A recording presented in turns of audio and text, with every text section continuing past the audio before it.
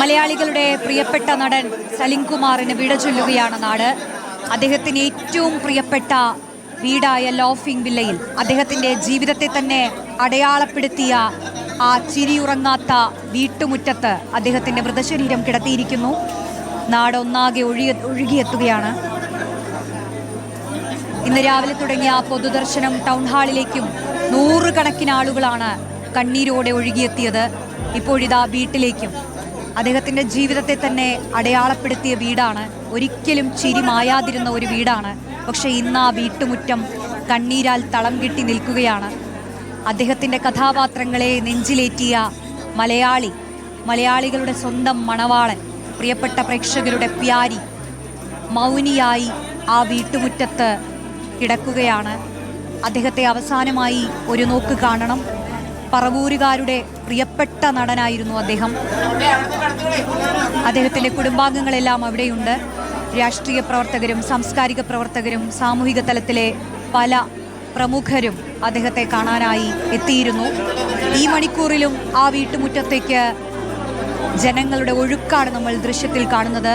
Jason ചാമവളപ്പിലും Nidhin സേവ്യറും ചേരുകയാണ്. Jason ചാമവളപ്പിലേക്കാണ്. Jason, ഒരുപാട് കഥാപാത്രങ്ങളെ നൽകിക്കൊണ്ട് ഒത്തിരി നമ്മളെയൊക്കെ ചിരിപ്പിച്ചുകൊണ്ട് പുതിയ തലമുറയിലെ കുട്ടികൾക്ക് പോലും ഏറെ പ്രിയപ്പെട്ട സലിം കുമാർ വിടവാങ്ങുകയാണ്. പക്ഷെ അദ്ദേഹം വിട പറയുമ്പോഴും അദ്ദേഹത്തിൻ്റെ കഥാപാത്രങ്ങളെല്ലാം നമുക്കിടയിൽ ഇനിയും ഉണ്ടാകും.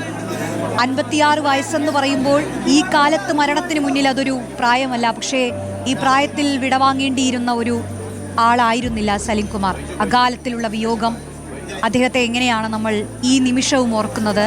അല്പസമയത്തിനകം തന്നെ സംസ്കാര ചടങ്ങുകളിലേക്ക് കടക്കില്ലേ? റോഷ്നി സൂചിപ്പിച്ചതുപോലെ തന്നെ അകാലത്തിൽ വിട പറയേണ്ട ഒരു കലാകാരനായിരുന്നില്ല, ഒരു അതുല്യ കലാകാരനായിരുന്നു.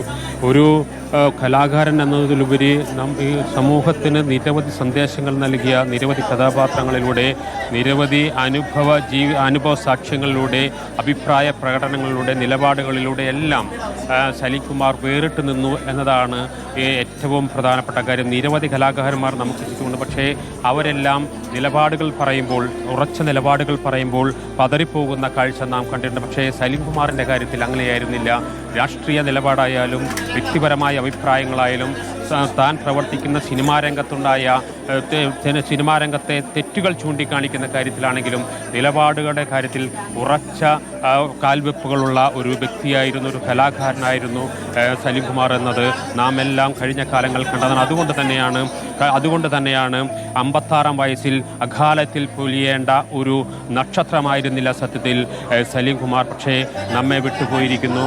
അദ്ദേഹത്തെ അവസാനമായി ഒരു നാക്ക് കാണുന്നതിന് വേണ്ടി നൂറുകണക്കിന് ആളുകളാണ് ഇപ്പോൾ വീട്ടിലേക്ക് എത്തിക്കൊണ്ടിരിക്കുന്നത്. 3 മണിക്ക് സംസ്കാര ചടങ്ങുകൾ ആരംഭിക്കുമെന്നാണ് പറഞ്ഞിരുന്നെങ്കിൽ പോലും ഇപ്പോൾ 3 മണിക്കും തുടങ്ങാൻ കഴിയാത്ത സാഹചര്യമുണ്ട്. ഇപ്പോൾ അദ്ദേഹത്തിൻ്റെ ലോഫിംഗ് വില്ലയിലേക്ക് ആളുകൾ ഒഴുകിയെത്തുകയാണ്. സത്യത്തിൽ ഒരിക്കൽ പോലും ദുഃഖത്തോടുകൂടി, കരഞ്ഞ മുഖത്തോടുകൂടി, വേദനയോടുകൂടി, നിരാശയോടുകൂടി കടന്നു വരാത്ത ഈ ലോഫിംഗ് വില്ലയിലേക്ക് അദ്ദേഹം ഇന്ന് ഏകദേശം 2 മണിയോടുകൂടി കടന്നു വന്നത് ഛേദനയറ്റ ശരീരവുമായാണ്. സഹപ്രവർത്തകരുടെ കൈകളിലേന്തിയാണ് സലിം കുമാർ ഈ വീട്ടിലേക്ക് അവസാന യാത്രയ്ക്കായി എത്തിയത്. തൻ്റെ ജീവിതം കൊണ്ട്, തൻ്റെ കഠിനാധ്വാനം കൊണ്ട്, തിക്തമായ നിരവധി അനുഭവങ്ങളിലൂടെ താൻ വാർത്തെടുത്ത കഥാപാത്രങ്ങളിലൂടെ നേടിയെടുത്ത സമ്പത്ത് കൊണ്ട് രൂപപ്പെടുത്തിയ ലോഫിംഗ് വില്ല, ആ വീടിന് ലോഫിംഗ് വില്ലയല്ല മറ്റൊരു പേരില്ല എന്ന് അദ്ദേഹത്തിന് തന്നെ അറിയാവുന്നത്. കാരണം ചിരിയിലൂടെ ചിന്തിപ്പിച്ചും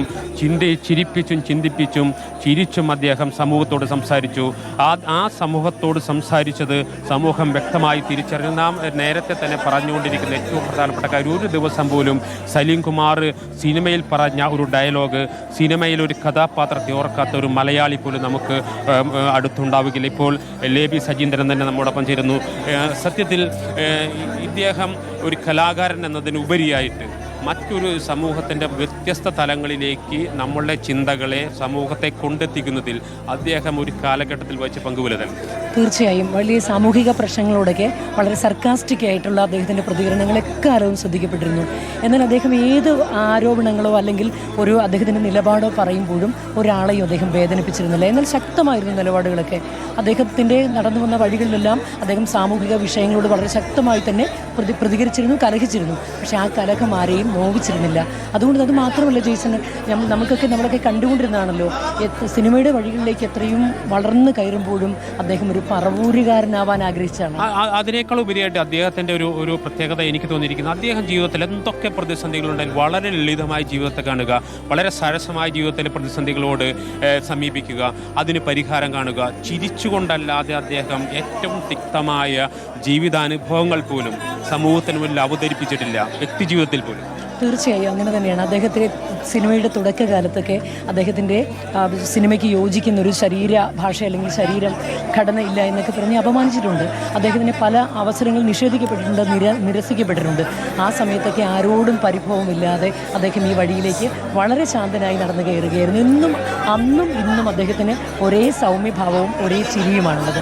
സങ്കടങ്ങളെ ഒന്നും അദ്ദേഹം കരഞ്ഞുകൊണ്ട് നേരിട്ടിട്ടില്ല, ചിരിച്ചുകൊണ്ട് തന്നെ നേരിട്ടു. ഞാൻ ഇപ്പോൾ ഈ വീട്ടിൽ വന്നപ്പോൾ ഇതിനകത്ത് പുറത്തേക്കൊക്കെ പോയി നോക്കിയായിരുന്നു. പുറകിൽ വീടിൻ്റെ പുറകുവശത്തൊക്കെ മീൻ വളർത്തൽ, അങ്ങനെ ഒരു സാധാരണ ഇത്രയും ഒരു പ്രഗത്ഭനായ ഒരു സിനിമാക്കാരൻ, ഒരു അഭിനേതാവ്, ഒരു കലാകാരൻ സ്വന്തം വീടിൻ്റെ പുറകിൽ ഇങ്ങനെ ടാങ്കുകൾ കെട്ടി, ഫിഷ് ടാങ്കുകളെ കെട്ടി, ഈ വളർത്തു മത്സ്യങ്ങൾ, അതുപോലെ തന്നെ ഈ അലങ്കാര മത്സ്യങ്ങൾ, അതുപോലെ കൊച്ചു കൊച്ചു കൃഷികളൊക്കെ വീടിന് തൊട്ട് പുറകിൽ ചേരിക്കുന്നു. അപ്പോൾ അദ്ദേഹത്തിന് ജീവിതത്തോടുള്ള അദ്ദേഹത്തിൻ്റെ സമീപനം എത്രയൊക്കെ ഉന്നതിയിലേക്ക് പോകുമ്പോഴും ഏറ്റവും ലളിതമായി ജീവിക്കുക, ഏറ്റവും താഴെ നിന്ന് പ്രവർത്തിക്കുക. ഇന്ന് അദ്ദേഹവുമായി ബന്ധപ്പെട്ട ഒരു ഫേസ്ബുക്ക് പോസ്റ്റ് ഞാൻ വായിച്ചു. അദ്ദേഹം ആദ്യമായി സിബി മലയിലെ സിനിമയിൽ അഭിനയിക്കാൻ പോയ വളരെ ഒരേ സമയം രസകരവും പക്ഷെ അതേസമയം വേദന നിറഞ്ഞതുമായ, എന്നാൽ അതിനേക്കാൾ ഉപരിയായിട്ട് അതിന് അദ്ദേഹം മറികടന്നുകൊണ്ട് വർഷങ്ങൾക്ക് ശേഷം സിബി മലയിലെ സിനിമയിലേക്ക് അഭിനയിക്കാൻ പോയതിൻ്റെ കഥയൊക്കെ അദ്ദേഹത്തിൻ്റെ മുൻകാലാനുഭവങ്ങൾ അദ്ദേഹം പറഞ്ഞതൊക്കെ ഓരോരുത്തർ വിവരിക്കുന്നു.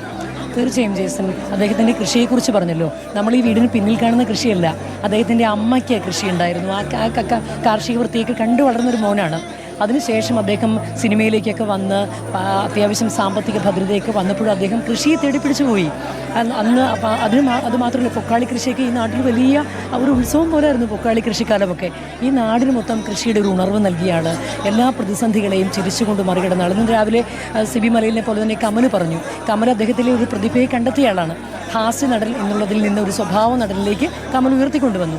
ആ സമയത്തൊക്കെ കമൽ പറയുകയായിരുന്നു, കമലിനെ ആ അഭിനയശേഷി അന്നേ അറിയാമായിരുന്നു. മാത്രമല്ല ഈ പ്രളയകാലത്തൊക്കെ അദ്ദേഹം വീട് തുറന്ന് വിട്ടുന്നു. അതായത് പ്രളയത്തിൽ മുങ്ങി വളരെ അനാഥമായ അവസ്ഥ, ജീവിതം ഇനി മുന്നോട്ട് പോകുമോ എന്ന് ആശങ്കപ്പെട്ടിരുന്ന വലിയ ഒരു ജനവിഭാഗത്തിന് സ്വന്തം വീട് തുറന്നു കൊടുത്തു എന്നൊക്കെയുള്ള അറിവുകളും കൂടിയുണ്ട്. തീർച്ചയായും പ്രളയകാലത്ത് അന്ന് ഏറ്റവും അതിൻ്റെ ഒരു കെടുതി അനുഭവിച്ച സ്ഥലമാണ് ഈ പറവൂർ. അന്ന് പറവൂരിലെ ഒരു നിലയോളം വെള്ളമൊക്കെ പൊങ്ങിയ ഒരു പ്രദേശങ്ങൾ വരെ ഇവിടെയുണ്ട്. അന്ന് അതിൽ ബുദ്ധിമുട്ടുന്ന ആളുകളെയൊക്കെ ഇങ്ങോട്ട് വിളിച്ചു, എല്ലാവരെയും ചേർത്ത് പിടിച്ചൊരാൾ.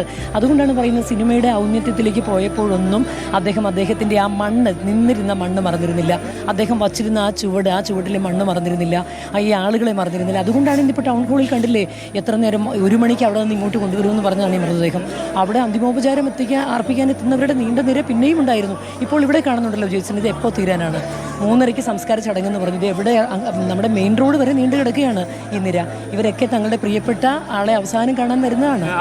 അദ്ദേഹത്തിൻ്റെ ഒരു ഇൻ്റർവ്യൂവിൽ മറ്റു പറഞ്ഞ് ഞാൻ കണ്ടിരുന്നു, ഈ വീട് പണി ഒരു മോഹമായിരുന്നു. ഈ വീട് പണി ഇപ്പോൾ വീടിൻ്റെ മുകളിലേക്ക് പോലും കയറുന്നില്ല. കാരണം ജീവിതത്തിൻ്റെ അത്രയേറെ പ്രതിസന്ധികളിലൂടെ കടന്നു വന്നാൽ, ദാരിദ്ര്യത്തിലൂടെ കടന്നു വന്നാൽ, ജീവിതത്തോട് പടവെട്ടി കയറി വന്ന ഒരാൾ ഒരു മോഹത്തിന് വീട് പണിതു, ഞാൻ ഇനി മുകളിലേക്ക് കയറാറില്ല എന്നൊരു ഇൻ്റർവ്യൂവിൽ പറയുന്നത് കേട്ടു. ജീവിതത്തെ അത്രയും സരസമായി കാണുക, അതേസമയം ജീവിതത്തിൽ വരുന്ന എല്ലാ പ്രതിസന്ധികളെയും അതിജീവിക്കാനുള്ള എന്താ പറയുക, ഒരു ആത്മീയമായ ശക്തി, കരുത്ത്. അദ്ദേഹം ഒരു വിശ്വാസിയൊന്നും ആയിരുന്നില്ല, പക്ഷേ അദ്ദേഹത്തിന് ഒരു ആത്മീയമായ ഒരു കരുത്തുണ്ടായിരുന്നു എന്നതാണ് അദ്ദേഹത്തിൻ്റെ ഇതുവരെയുള്ള പ്രതികരണം. മാത്രമല്ല അദ്ദേഹം ജീവിതത്തോട് അദ്ദേഹത്തിൻ്റെ സമീപനം, ഞാൻ നേരത്തെ പറഞ്ഞ പോലെ എന്തു വന്നാലും വരട്ടെ, എന്താണ് സംഭവിക്കാൻ, അല്ലെങ്കിൽ ഒന്ന് ആലോചിച്ച് നോക്കൂ, സാധാരണഗതിയിൽ കോൺഗ്രസ്സുകാരനാണ് താനെന്ന് പറയാൻ ധൈര്യം കാണിക്കാത്ത കലാകാരന്മാർ, ഉള്ളിൽ കോൺഗ്രസ്സുകാരനാണെങ്കിലും കൈപ്പറ്റിക്ക് വോട്ട് ചെയ്യുന്ന ആളുകളാണെങ്കിൽ പോലും പുറത്തേക്ക് പറയാൻ ഒരു ധൈര്യവും കാണിക്കാറില്ല. പക്ഷേ ഇദ്ദേഹം വളരെ കരുത്തോടുകൂടി തൻ്റെ രാഷ്ട്രീയം തുറന്നു പറയാൻ, ആ ചങ്കൂറ്റം എന്ന് പറയുന്ന ഒരു സാധാരണ ഒരു വ്യക്തിക്കുണ്ടാകുന്ന ചങ്കൂറ്റമല്ല, അതൊരു ആത്മാഭിമാനത്തിൽ നിന്ന് താൻ ആരാണ്, തൻ്റെ അസ്തിത്വം, തൻ്റെ വ്യക്തിത്വം എന്താണെന്ന് മറ്റുള്ളവരുടെ മുമ്പിൽ പുകമറയിട്ട് കാണിക്കേണ്ട കാര്യം തനിക്കില്ല. തൻ്റെ നിലപാടുകൾ അത്ര ശക്തമാണെന്ന് പറയുന്ന അത്ര കരുത്തനായ ഒരു കലാകാരനായിട്ടേ നമുക്ക് വിലയിരുത്താൻ കഴിയും. തീർച്ചയായും അങ്ങനെ തന്നെ വേണം കാണാൻ. കാരണം ഇപ്പോഴൊന്നുമല്ല, വളരെ മുൻപേ തന്നെ താനൊരു കോൺഗ്രസ്സുകാരനാണ് എന്ന് അദ്ദേഹം അടയാളപ്പെടുത്തിയിട്ടു പൊതുസമൂഹത്തിൽ. അതുമാത്രമല്ല, അദ്ദേഹത്തിന് അഭിപ്രായ വ്യത്യാസം തോന്നുന്ന വിഷയങ്ങൾ, രാഷ്ട്രീയ നിലപാടുകൾ, സാമൂഹിക വിഷയങ്ങളിലെ ഇടപെടലുകളൊക്കെ ശ്രദ്ധേയമായിരുന്നു. ആ സമയത്തുമൊക്കെ ഇതുപോലെ ഒരു മടിയുമില്ലാതെ സധൈര്യം, വളരെ സ്ഥൈര്യത്തോടു കൂടി തൻ്റെ ഐഡൻറ്റിറ്റി, തൻ്റെ പൊളിറ്റിക്കൽ ഐഡൻറ്റിറ്റി വെളിപ്പെടുത്താൻ മടി കാണിച്ചിട്ടില്ല. അതുമാത്രമല്ല, അതിൻ്റെ ഒരു ആശയധാരയുടെ കൂടെ നടക്കുന്നതിൻ്റെ പേരിൽ അദ്ദേഹത്തിന് നഷ്ടം സംഭവിക്കുമെന്ന് ചിന്തിച്ചിട്ടില്ല. ഒരുപക്ഷെ ഇടതു ഭരണമൊക്കെ തുടരുന്ന കാലത്ത് ഒരു കലാകാരൻ എന്ന നിലയിൽ വലിയ നഷ്ടങ്ങളൊക്കെ ഉണ്ടായേക്കാം. പക്ഷെ അതൊന്നും അദ്ദേഹത്തെ ബാധിച്ചിരുന്നില്ല. ഒരുപക്ഷെ എനിക്ക് തോന്നുന്നു ഇപ്പോൾ UDF അധികാരത്തിലേറിയപ്പോൾ അദ്ദേഹം ആരോഗ്യത്തോടു കൂടിയിരുന്നെങ്കിൽ വളരെ പ്രധാനപ്പെട്ട ഒരു സാംസ്കാരിക മുഖമായി മാറേണ്ട ആളാണ് UDF. അതെ, ഈ കേരളത്തിൽ തന്നെ നമുക്ക്, ഞാൻ നേരത്തെ പറഞ്ഞതാണ്, അതായത് ഒരിക്കൽ പോലും ഒരു ഇടതുപക്ഷമാണെന്ന് ഒരു കലാകാരന് പറയാൻ ഒരു മടിയുമില്ല നാട്ടിൽ. അതൊരു അംഗീകാരവും ഒരു അലങ്കാരവും ഒക്കെ മാറും. പക്ഷേ ഒരു കോൺഗ്രസ്സുകാരനാണ്, ഒരു കോൺഗ്രസ് ആശയങ്ങൾ ആണ് തന്നെ നയിക്കുന്നതെന്ന് പറയാൻ ആളുകൾക്ക് ധൈര്യമില്ലാതിരുന്ന കാലത്ത് അത് പറയാൻ കാണിച്ച അദ്ദേഹത്തിന് ചങ്കൂറ്റം. അതോടൊപ്പം തന്നെ സിനിമാ മേഖലയിൽ ഉണ്ടാകുന്ന പ്രതിസന്ധികൾ, പ്രശ്നങ്ങൾ, അവിടെ പറഞ്ഞ പുഴുക്കുത്തുകൾ, ഇതെല്ലാം തുറന്നു പറയാൻ താൻ പ്രവർത്തിക്കുന്ന പ്രസ്ഥാനത്തിൽ, താൻ പ്രവർത്തിക്കുന്ന മേഖലയിൽ ഇത്തരത്തിലുള്ള തെറ്റുകളുണ്ട്, തിരുത്തപ്പെടേണ്ട തെറ്റുകളുണ്ടെന്ന് ആർജവത്തോടുകൂടി തുറന്നു പറയാനുള്ള ഒരു കരുത്ത് കാണിച്ച ഒരു കലാകാരനാണ് അദ്ദേഹം.